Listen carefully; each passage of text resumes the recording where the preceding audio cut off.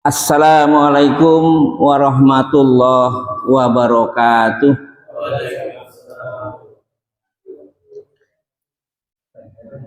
Alhamdulillahirabbil alamin. Wassalatu wassalamu ala asrofil anbiya'i wal mursalin wa ala alihi wa sahbihi wa man tabi'ahum bi ihsani ila yaumiddin. Amma ba'd. Qala Allah ta'ala fi kitabihil karim, a'udzu billahi minasyaitonir rajim. Ya ayuhan nasu ubudu rabbakumul ladzi khalaqakum wal ladzina min qablikum la'allakum tattaqun. Faqala aidan ya ayyuhalladzina amanu kutiba alaikumusiyam kama kutiba alal ladzina min qablikum la'allakum tattaqun. Syahrul Ramadan alladzi unzila fihil Qur'an hudal linnas wa bayyinatin minal huda wal furqan. Shadaqallahul azim. Yang saya hormati Bapak-bapak, saudara-saudara sekalian, jamaah Masjid As-Salam, alhamdulillah kita bersyukur hingga saat ini kita masih diberikan sisa umur oleh Allah Subhanahu wa taala, sehingga kita dengan umur itu masih bisa beraktivitas untuk melaksanakan sebagian daripada kewajiban sebagai hamba Allah, yakni thalabul ilmi. Thalabul ilmi insya Allah dengan kita terus melakukan kegiatan seperti ini, kita berharap bahwa ibadah kita semakin hari, semakin bulan, semakin tahun, insya Allah akan lebih berkualitas. Ini harapan kita. Bapak, saudara sekalian yang saya hormati, kemudian yang kedua, mungkin kita tidak lupa sholawat serta salam kita curahkan kepada junjungan kita Rasulullah Shallallahu Alaihi Wasallam. Semoga sholawat ini akan menjadikan syafaat buat kita semua di yaumil akhir, karena kita sebagai hamba Allah dan umat Rasulullah Shallallahu Alaihi Wasallam. Karena kalau nabi-nabi yang lain itu adalah bermanfaat untuk umatnya di zamannya, tapi untuk Rasulullah adalah bermanfaat untuk semua manusia. Hadirin sekalian yang berbahagia,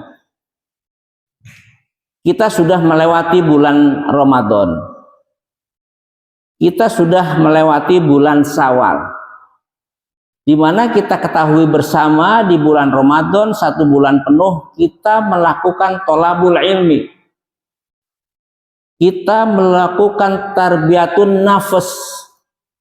Kita melakukan ibadah tarawih, kita melakukan ibadah siam, yang kata Allah apabila kita melakukan siam karena Allah, insya Allah kita akan menjadi orang yang takwa. Kata Allah seperti itu. Takwa kita sebelum Ramadan dengan sesudah Ramadan sekarang ini di bulan Dzulqa'dah, itu kita bisa rasakan secara diri pribadi. Mungkin ada nggak yang berbeda, ada nggak yang berubah, entah di sodakohnya, entah di sholatnya, entah di dalam Ramadan itu kita dilatih untuk menahan hawa nafsu, melatih memperbanyak ibadah, melatih untuk memperbanyak baca Al-Quran, melatih untuk puasa dalam rangka menghindari yang membatalkan puasa maupun yang membatalkan ibadah puasa. Nah, dalam 1 bulan itu kita bisa bermuhasabah, kita bisa berintrospeksi, apakah ada perbedaan sebelum dan sesudahnya. Ini yang perlu PR buat kita. Karena setiap manusia itu punya kemampuan dan latar belakang berbeda. Pasti kapasitas dan kualitas yang kita bisa dapatkan dari latihan kita sebulan penuh pasti juga berbeda. Tapi kalau harapan Allah dengan ibadah syam itu menjadikan kita la'allakum tattaqun tidak terbentuk, kita khawatir bahwa Rasulullah bersabda dalam hadisnya, kamin so'imin min syamihi laisa lahu ilal ju' wal atos. Berapa banyak orang yang berpuasa di bulan Ramadan, tapi hanya berpuasa di bulan Ramadan, tapi hanya mendapatkan lapar dan haus saja. Kita khawatir seperti itu. Padahal kita selalu berdoa bahwa berpuasa itu ingin mendapatkan keridhaan Allah. Man shoma Ramadan imanan wa ihtisaban ghufira lahu ma taqaddama min dzambi. Harapan kita seperti itu. Hadirin sekalian yang berbahagia, memang setan tidak akan pernah diam di dalam melihat hamba Allah yang senantiasa taat dan tawadhu dan sami'na wa ata'na terhadap perintah Allah. Dan setan tidak akan pernah bosan dan tidak akan pernah jenuh dan tidak akan pernah menyerah untuk menggoda manusia. Tinggal tergantung waktunya kapan dia bisa tergoda, dan kita juga harus menguatkan diri kita dengan iman dan takwa kita untuk selalu berperang dengan setan.